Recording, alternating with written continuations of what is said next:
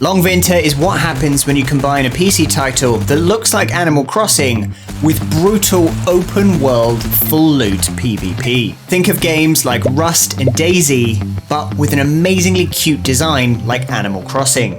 This video is going to cover the basics of the game and get you on your way to mastering this unique and super fun title. Currently, the game can only be played online and you need to connect to a server hosting the game. Once you have selected and connected, the game begins and you load into the world at a seaport. You start off with nothing except some spare change and a vending machine in front of you.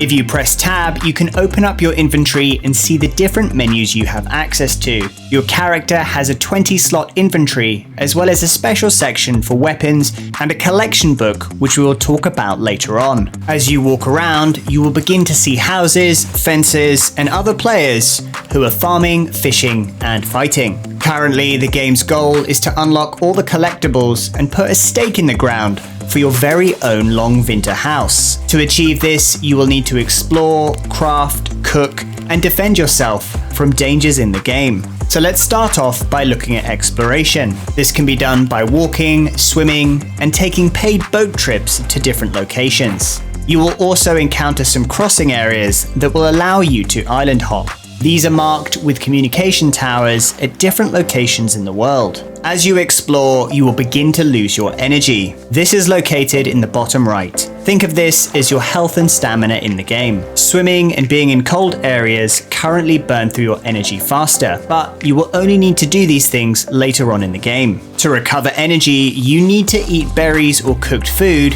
each of which will all recover different amounts. Anything that has a green energy icon next to it is a consumable. We will cover cooking a bit later on, but for now, let's look at berries. The easiest way is to pick these up from the ground and consume them from your backpack. You can also restore energy by being close to a campfire, open fire pit, or inside your house. You can also find heat packs, energy drinks, and certain foods that will help in reducing energy consumption from cold, swimming, and damages. As you explore through the world, you need to be aware that you can be shot by other players. The only places you cannot be shot are the designated safe zones, which are the ports with boats, or inside your own tent or house.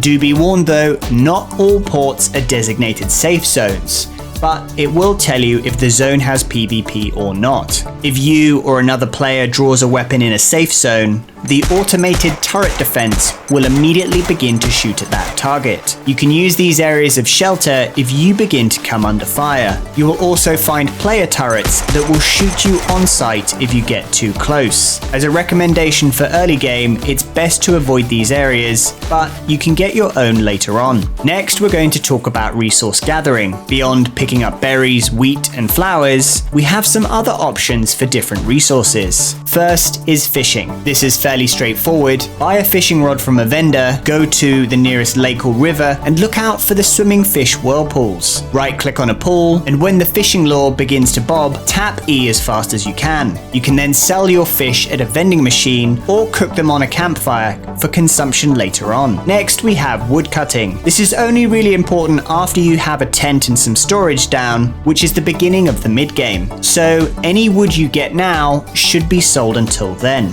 To cut down trees, you will either need a pickaxe or chainsaw. Right-click to aim the weapon and left-click to use. You will see sawdust fly from the tree, and after some time, the tree will collapse with the different logs you can pick up. There are currently 2 different logs in the game. We have the regular wood from the tall trees and the juniper wood from the smaller ferns. Both types are used for upgrades and crafting furniture later on. As a recommendation, the chainsaw is by far the best when it comes to chopping down trees. I would wait until you have one before start gathering lots of wood. This brings us on to looting. Beyond the bushes, there are designated structures that contain loot boxes with lots of gear, food, and items for sale. These are either red, yellow, or green. These structures can be found all across the world, and as these areas contain lots of loot, do expect them to be hot zones for player versus player combat. Any items you pick up can be sold at a James recycling machine. These are green vending machines with the letter J imprinted on them. Selling items to these machines is the main way of making money in the game. Money can be used to buy things like tents, furniture, and gear to advance your way through the world. The recycling machines will take all items, but there are other vending machines that will take items for a higher price.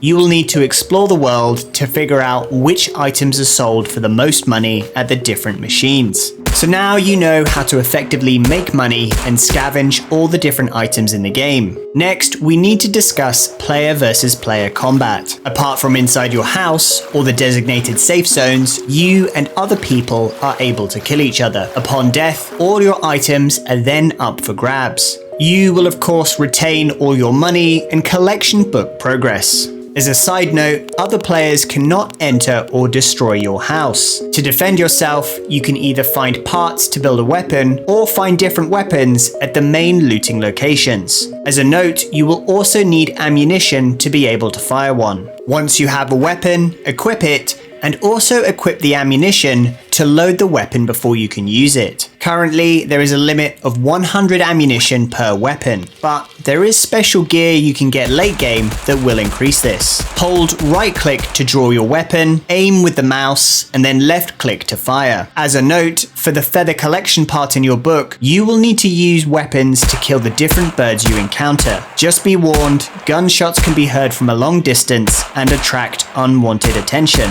Every time you kill a player in game, be sure to hit the like button on this video to flex on your kill count. Now you have explored around and sold some of your loot. You should have enough cash to buy a tent. This can be done from some port vending machines. If a tent is unavailable from your local port, you can take a ferry to the Sergeant Lake outpost, and from here you will be able to buy one from the large red vending machine. I would also recommend purchasing some crates, a crafting bench, fireplace, and if you haven't already done so, a crafting or cooking book. Next, choose a location and access the tent from your menu. From here, you will enter a building mode and an indicator of where you can place the tent will appear. You can rotate items you wish to put down by pressing the R key. You won't be able to build close to another player, on top of a mountain, locations overlapped by a resource, or near a computer-generated landmark. Once you are happy with your location, put the tent down and head on inside. This brings us on to crafting. From inside, you are able to put down a crafting bench and a fireplace. This will allow you to build different structures, craft food, and upgrade your tent to a full house. To upgrade to a full house, you need to have a crafting bench down, and from here,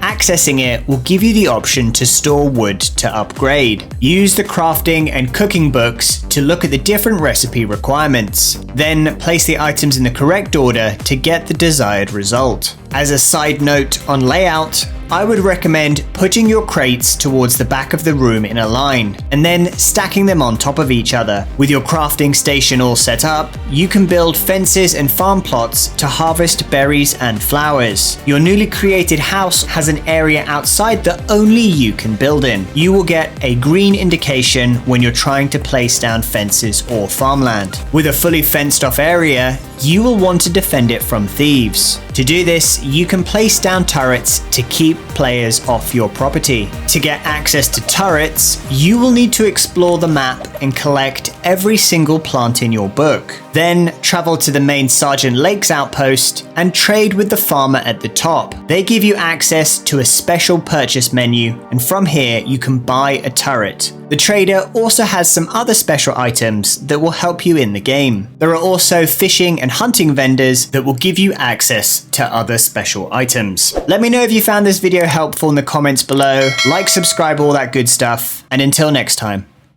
peace. Before the outro video, I want to thank all my Patreon supporters. You mean the world to me and allow me to keep doing what I'm doing. Thank you. Na na na.